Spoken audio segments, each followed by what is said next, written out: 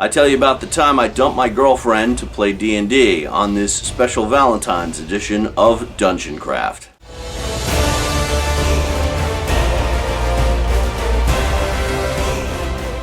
Welcome to Dungeoncraft. I'm Professor Dungeonmaster, and this channel is about playing the ultimate game of D&D. Level up your game by subscribing and click the bell icon so you'll be informed when we upload new videos every Thursday. I'm coming to you tonight from Dungeon University wearing my +1 vest of protection because this is one of those episodes that's either going to get me a lot more subscribers or I'm going to lose half of them. I'm going to talk to you about the time I dumped my girlfriend to play D&D. So this was back in the 1990s, and I was dating a very attractive young lady who was way out of my league, to the point where at the office Christmas party, my boss actually asked me, like, how did you get her? And that's exactly the way he said it. We had a lot in common. We both like opera, foreign films, Roy Orbison. I mean, what girl loves Roy Orbison? That's a rare find. And the film Legend, the European cut, of course. So you'd think that if she liked Legend, it'd be natural for her to like Dungeons and Dragons, but no, she hated it, and she hated RPGs in general. And it wasn't for lack of trying. We tried to play a number of times. She was a good sport with it, but just didn't care for it. It may have had less to do with the rules than it did with socializing with large groups of people. She was a really private person. I wouldn't say she was an introvert, but she didn't like large groups of people. She had only a very small circle of friends, and most of her time was spent with me. So one afternoon I was driving her back home to Manhattan. Did I mention she lived in Manhattan? She had her own apartment off Madison Avenue. So yeah, she was rich too. And she asked what we were going to do next weekend. And if I'd spend Saturday night at her apartment, and I said, well, I'd like to, but I've already committed to something on Saturday night. We could hang out on Friday if you want. And she asked, well, what are you doing on Saturday? And I said, well, it's the end of our Undermountain campaign.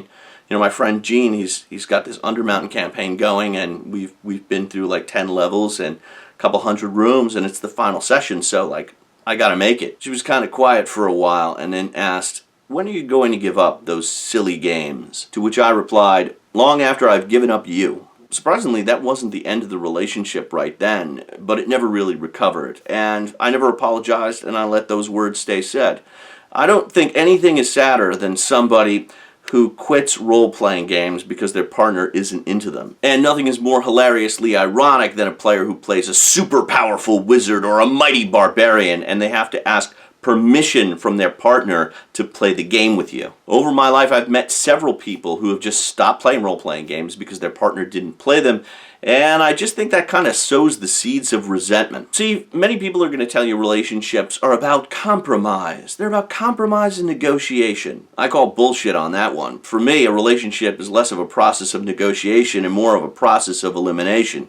You find those things that you don't like about the person, and if there are too many of them, you break up and you move on. And for me, role-playing is just one of those non-negotiables. I play role-playing games so much, and I've done it for so long, it's practically in my DNA. When people ask, how do you balance RPGs with your personal life, I say, I never have. RPGs are my personal life. I have never in my life canceled a role-playing game session because my significant other wanted to do something else or some sort of better deal came along. Once that session is set, it is set in stone. That is sacred time. Nor have I ever asked permission to play. I will check with Mrs. Professor Dungeonmaster to check the calendar to make sure that there's not some sort of other function on that day.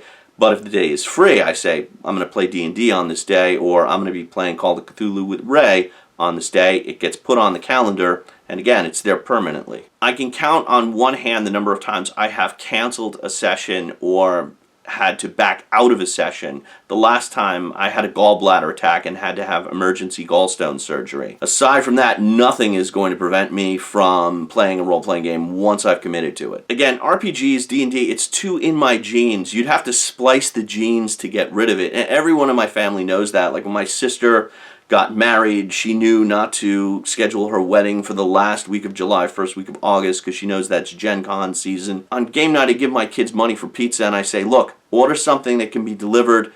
I'm about to shut these doors, and when they shut, you are not to come in and interrupt for any reason. Unless someone is bleeding, do not open these doors. And it's always been that way. Regarding relationships, many people believe that opposites attract. But in fact, cognitive science has shown that that's not true. People have a much better chance of staying in a relationship and that relationship being more fruitful if they have more things in common than not. Links to that below. Now, I'm not suggesting that you should break up with your partner because they don't play D&D. I mean, I would, but I'm not suggesting you do it. However, it's a good idea to have more in common with your partner than not. At the very least, you're going to need someone who understands that you have a very eclectic hobby that has a lot of demands on your time, and it demands that you spend time apart from them, and they have to be cool with that. One of my players, Veronica, her husband doesn't play, but he has no problem with her going out to play and never gives her a hard time about it. By the way, happy birthday, Veronica. She was born on Valentine's Day, so extra experience points for you. And extra experience points to you for liking, commenting, and sharing this video. YouTube's new algorithm is particularly unkind to independent small creators like this channel, so when you like a video or drop a comment, it goes a long way towards sending this video out to other people who might want to watch it, so thank you so much. I once saw a news story about a woman who was really into cosplay. She was a professional seamstress, and she would make these really intricate, authentic Star Wars costumes and spend her time on the weekends going to different conventions. And that's what she really loved. And I was happy to see later on her fiance was into the same thing. Because if he wasn't, I can imagine a situation 5 or 10 years down the line where if he's not as into it, he's looking over the bill saying, look at how much we spent on cosplay. Do you really have to go to Comic-Con again this year? You went last year.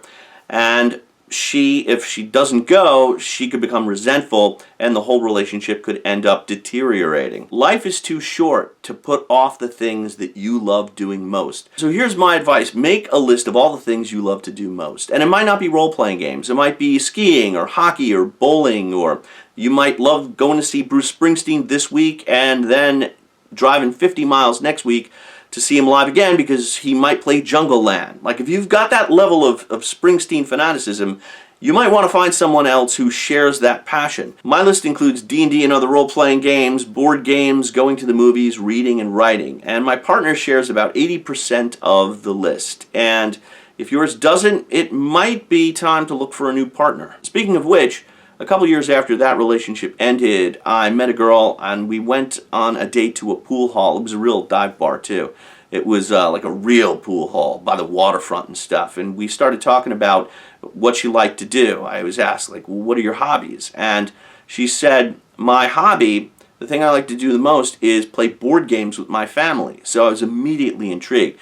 But then she said, but the one game I always wanted to play, but never have, is Dungeons and Dragons. Boom, charm spell, natural 20. And that is how I met Mrs. Professor Dungeonmaster.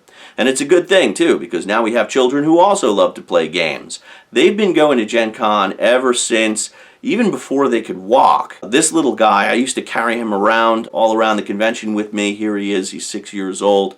7 years old. He's running a game of D&D for adults. I think he was the youngest Dungeon Master at Gen Con ever. If you ask my kids, would you rather go to Disney World or Gen Con? They're going to say Gen Con. Every Sunday night, my daughter, my wife, and I get together to play board games. And sometimes the other kids play or we invite someone else to play.